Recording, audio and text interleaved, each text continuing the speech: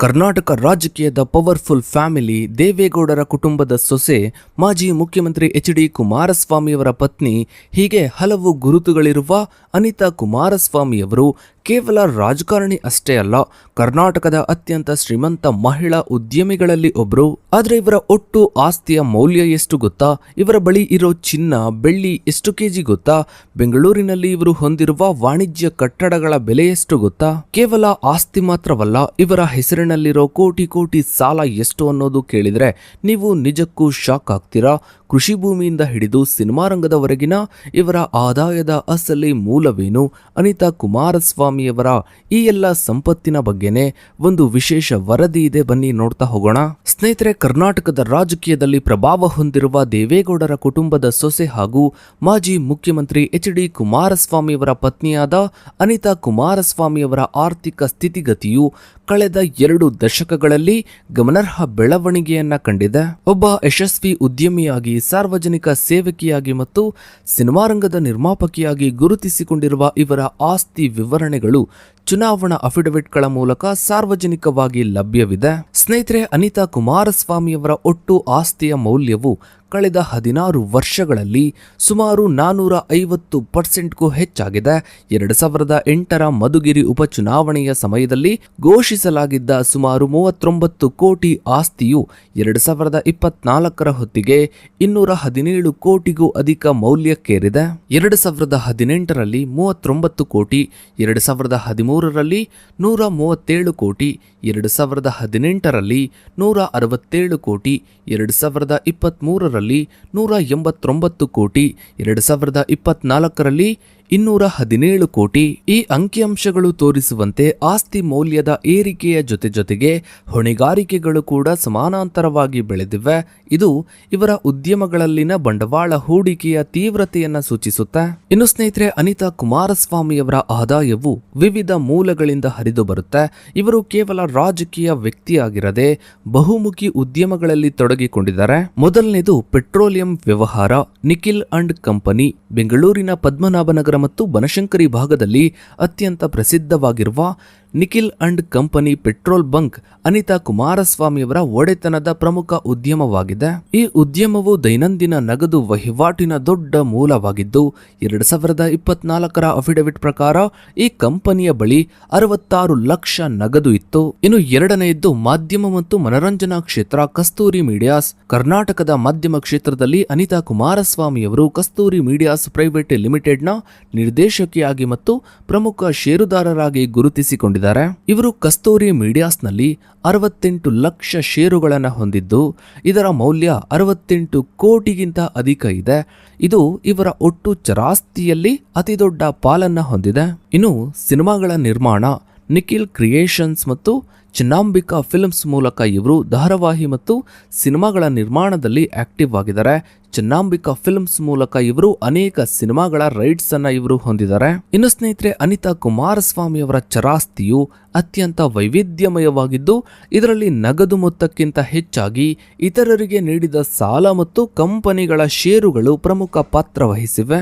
ನಗದು ಮತ್ತು ಬ್ಯಾಂಕ್ ಠೇವಣಿಗಳು. 2024ರ ಅಫಿಡವಿಟ್ ಪ್ರಕಾರ ಇವರ ಆರ್ಥಿಕ ನಗದು ಸ್ಥಿತಿಯನ್ನ ಗಮನಿಸ್ತಾ ಹೋದ್ರೆ ವೈಯಕ್ತಿಕ ನಗದು 10 ಲಕ್ಷ, ಬಿಸಿನೆಸ್ ನಗದು ಅಂದ್ರೆ ನಿಖಿಲ್ ಅಂಡ್ ಕೋನಲ್ಲಿ 66 ಲಕ್ಷ, ಬ್ಯಾಂಕ್ ಅಕೌಂಟ್ಗಳ ವಿವರವನ್ನ ಗಮನಿಸಿದರೆ Karnataka bank, Axis bank, Canara bank ಮತ್ತು ಬೆಂಗಳೂರು ಡಿಸಿಸಿ ಬ್ಯಾಂಕ್ಗಳಲ್ಲಿ ಇವರು ಅಕೌಂಟ್ ಅನ್ನ ಹೊಂದಿದ್ದಾರೆ. ಎಕ್ಸಾಂಪಲ್ಗೆ ಕರ್ನಾಟಕ ಬ್ಯಾಂಕ್ನಲ್ಲಿ ಇವರು 20 ಲಕ್ಷ ಮತ್ತು ಕೆನರಾ ಬ್ಯಾಂಕ್ನಲ್ಲಿ ಸುಮಾರು 1.15 ಕೋಟಿ ಮೊತ್ತದ ಠೇವಣಿಗಳಿವೆ. ಇನ್ನು ಅನಿತಾ ಅವರು ತಮ್ಮ ಕುಟುಂಬದ ಸದಸ್ಯರಿಗೆ ಮತ್ತು ಉದ್ಯಮಿಗಳಿಗೆ ದೊಡ್ಡ ಮೊತ್ತದ ಸಾಲವನ್ನ ನೀಡಿದ್ದಾರೆ. ಇದು ಇವರ ಆರ್ಥಿಕ ಬಲವನ್ನ ತೋರಿಸುತ್ತೆ. ಎಚ್.ಡಿ. ಕುಮಾರಸ್ವಾಮಿಯವರಿಗೆ 8 ಕೋಟಿ 5 ಲಕ್ಷ, ನಿಖಿಲ್ ಕುಮಾರಸ್ವಾಮಿಗೆ 4 ಕೋಟಿ 65 ಲಕ್ಷ, ಚೆನ್ನಾಂಬಿಕಾ ಫಿಲ್ಮ್ಸ್ಗೆ 6 ಕೋಟಿ 75 ಲಕ್ಷ, ನಾರ್ತ್ ಆರ್ಚ್ಗೆ 1 ಕೋಟಿ 25 ಲಕ್ಷ.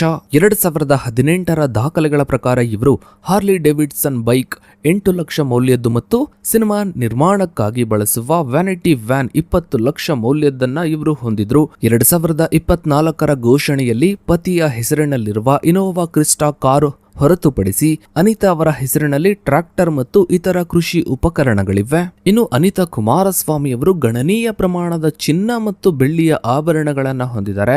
ವರ್ಷದಿಂದ ವರ್ಷಕ್ಕೆ ಈ ಆಭರಣಗಳ ಮೌಲ್ಯವು ಕೂಡ ಮಾರುಕಟ್ಟೆಗೆ ತಕ್ಕಂತೆ ಬೆಳೀತಾ ಹೋಗ್ತಾ ಇದೆ. ಚಿನ್ನದ ಆಭರಣ 750 ಗ್ರಾಂ, ಬೆಳ್ಳಿಯ ವಸ್ತುಗಳು 12.5 ಕೆಜಿ, ವಜ್ರಗಳು 4 ಕ್ಯಾರೆಟ್. ಇಲ್ಲಿ ಗಮನಾರ್ಹವಾದ ಅಂಶವೇನು ಅಂದ್ರೆ 2024ರ ಅಫಿಡವಿಟ್ ನಲ್ಲಿ ಇವರ ವೈಯಕ್ತಿಕ ಚಿನ್ನದ ಪ್ರಮಾಣವು ಹಿಂದಿನ ವರ್ಷಗಳಿಗಿಂತ ಕಡಿಮೆ ತೋರಿಸಲ್ಪಟ್ಟಿದ್ದು, ಎಚ್ ಡಿ ಕುಮಾರಸ್ವಾಮಿಯವರ ಹೆಸರಿನಲ್ಲಿ 3852 ಗ್ರಾಂ ಚಿನ್ನ ಮತ್ತು 50 ಕ್ಯಾರೆಟ್ ವಜ್ರವನ್ನ ಘೋಷಿಸಲಾಗಿದೆ. ಇದು ಕುಟುಂಬದ ಆಭರಣಗಳನ್ನ HUF ಅಥವಾ ಪತಿಯ ಹೆಸರಿಗೆ ವರ್ಗಾಯಿಸಲ್ಪಟ್ಟಿದೆ ಅನ್ನೋದನ್ನ ಸೂಚಿಸುತ್ತೆ. ಇನ್ನು ಸ್ನೇಹಿತರೆ, ಅನಿತಾ ಕುಮಾರಸ್ವಾಮಿಯವರ ಸ್ಥಿರಾಸ್ತಿಗಳು ಬೆಂಗಳೂರಿನ ಪ್ರಮುಖ ವಾಣಿಜ್ಯ ಪ್ರದೇಶಗಳಲ್ಲಿ ಮತ್ತು ರಾಮನಗರ ಜಿಲ್ಲೆಯ ಕೃಷಿ ಭೂಮಿಯಲ್ಲಿ ಹರಡಿಕೊಂಡಿವೆ. ಮೊದಲನೇದು ಕೃಷಿ ಭೂಮಿ.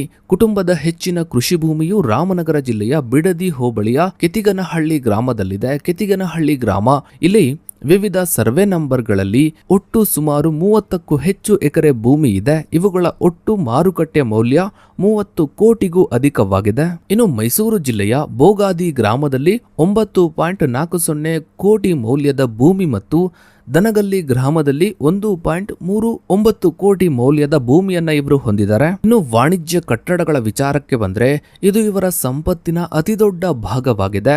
ಬೆಂಗಳೂರಿನ ಅತ್ಯಂತ ಬೆಲೆ ಬಾಳುವ ಪ್ರದೇಶಗಳಲ್ಲಿ ಇವರು ವಾಣಿಜ್ಯ ಕಟ್ಟಡಗಳನ್ನ, ವಾಣಿಜ್ಯ ಸಂಕೀರ್ಣಗಳನ್ನ ಹೊಂದಿದ್ದಾರೆ. ದೊಡ್ಡನಕುಂದಿ ಪ್ರಾಪರ್ಟಿ, ಬೆಂಗಳೂರು. ಸುಮಾರು 28,345 ಚದರ ಅಡಿ ವಿಸ್ತೀರ್ಣದ ಈ ವಾಣಿಜ್ಯ ಕಟ್ಟಡದ ಮೌಲ್ಯ 21.69 ಕೋಟಿಗೂ ಅಧಿಕವಾಗಿದೆ. ಇನ್ನು ಜಯನಗರ 4ನೇ ಬ್ಲಾಕ್, ಜಯನಗರದ 4,301 ಚದರ ಅಡಿ ವಿಸ್ತೀರ್ಣದ ಈ ಪ್ರಾಪರ್ಟಿಯ ಮಾರುಕಟ್ಟೆ ಮೌಲ್ಯ 14 ಕೋಟಿ ಎಂದು ಅಂದಾಜಿಸಲಾಗಿದೆ. ಇನ್ನು ಮೂರನೆಯದ್ದು ವಸತಿ ಕಟ್ಟಡಗಳು. ಜೆಪಿ ನಗರ ನಿವಾಸ. ಬೆಂಗಳೂರಿನ ಜೆಪಿ ನಗರದ 3ನೇ ಹಂತದಲ್ಲಿರುವ ಮನೆಯು ಇಡೀ ಕುಟುಂಬದ ವಾಸಸ್ಥಳವಾಗಿದೆ. ಇದು 5,400 ಚದರ ಅಡಿ ನಿವೇಶನದಲ್ಲಿ 5,186 ಚದರ ಅಡಿ ವಿಸ್ತೀರ್ಣದ ಕಟ್ಟಡ ಹೊಂದಿದ್ದು, ಇದರ ಬೆಲೆ 6.46 ಕೋಟಿಗೂ ಅಧಿಕವಾಗಿದೆ. ಇದನ್ನು ಹೆಚ್ಚಾಗಿ ಎಚ್ ಡಿ ಕುಮಾರಸ್ವಾಮಿಯವರ ಹೆಸರಿನಲ್ಲಿ ತೋರಿಸಲಾಗುತ್ತಾ. ಇನ್ನು ಸ್ನೇಹಿತರೆ, ಅನಿತಾ ಕುಮಾರಸ್ವಾಮಿಯವರ ಆರ್ಥಿಕ ಪ್ರೊಫೈಲ್ನಲ್ಲಿ ಸಾಲದ ಪ್ರಮಾಣವು ತುಂಬಾ ಹೆಚ್ಚಾಗಿದೆ. ಇವರು ಬ್ಯಾಂಕುಗಳಿಂದ ಮಾತ್ರವಲ್ಲದೆ ಅನೇಕ ಪ್ರಭಾವಿ ವ್ಯಕ್ತಿಗಳಿಂದಲೂ ಸಾಲವನ್ನ ಪಡೆದಿದ್ದಾರೆ. ಬ್ಯಾಂಕ್ಗಳ ಸಾಲವನ್ನ ನೋಡ್ತಾ ಹೋದ್ರೆ ಆಕ್ಸಿಸ್ ಬ್ಯಾಂಕ್ನಿಂದ ಸುಮಾರು 7.76 ಕೋಟಿ ಸಾಲ, ಕರ್ನಾಟಕ ಬ್ಯಾಂಕ್ನಿಂದ ಸುಮಾರು 3.57 ಕೋಟಿ ಸಾಲ, ಜನತಾ ಸೇವಾ ಸಹಕಾರ ಬ್ಯಾಂಕ್ನಿಂದ ಸುಮಾರು ಸಿನಿಮಾ ನಿರ್ಮಾಣಕ್ಕಾಗಿ 7.83 ಕೋಟಿ ಸಾಲವನ್ನ ಪಡೆದಿದ್ದಾರೆ. ಇನ್ನು ಇವರು ಅನೇಕ ಉದ್ಯಮಿಗಳಿಂದ ಮತ್ತು ರಾಜಕೀಯ ಸಹವರ್ತಿಗಳಿಂದಲೂ ಕೂಡ ದೊಡ್ಡ ಮೊತ್ತದ ಸಾಲವನ್ನ ಪಡೆದಿದ್ದಾರೆ. 2018ರ ಹೊತ್ತಿಗೆ ಇವರ ಒಟ್ಟು ಸಾಲ 104 ಕೋಟಿಯಷ್ಟಿತ್ತು. ಇದು 2024ರ ಹೊತ್ತಿಗೆ ಸುಮಾರು 82 ಕೋಟಿಗೆ ಇಳಿಕೆಯಾಗಿದೆ. ಸೊ ಇದಾಗಿತ್ತು ಸ್ನೇಹಿತರೆ ಇವತ್ತಿನ ಈ ಒಂದು ವಿಡಿಯೋದ ಬಗ್ಗೆ ನಿಮ್ಮ ಅನಿಸಿಕೆ, ಅಭಿಪ್ರಾಯಗಳನ್ನ ತಪ್ಪದೆ ಕಮೆಂಟ್ ಸೆಕ್ಷನ್ ಅಲ್ಲಿ ಕಮೆಂಟ್ ಮಾಡಿ. ಹಾಗೆ ವಿಡಿಯೋಗೊಂದು ಲೈಕ್ ಮಾಡ್ತಾ ವಿಡಿಯೋನ ಆದಷ್ಟು ಎಲ್ಲ ಕಡೆ ಶೇರ್ ಮಾಡಿ. ನೀವಿನ್ನು ನಮ್ಮ ಚಾನಲ್ಗೆ ಸಬ್ಸ್ಕ್ರೈಬ್ ಆಗಿಲ್ಲ ಅಂದ್ರೆ ಕೆಳಗಡೆ ಕಾಣ್ತಾ ಇರೋ ಸಬ್ಸ್ಕ್ರೈಬ್ ಬಟನ್ ಕ್ಲಿಕ್ ಮಾಡಿ. ಹಾಗೆ ಪಕ್ಕದಲ್ಲಿ ಕಾಣೋ ಬೆಲ್ ಐಕಾನ್ ಕೂಡ ಕ್ಲಿಕ್ ಮಾಡಿ. Thanks for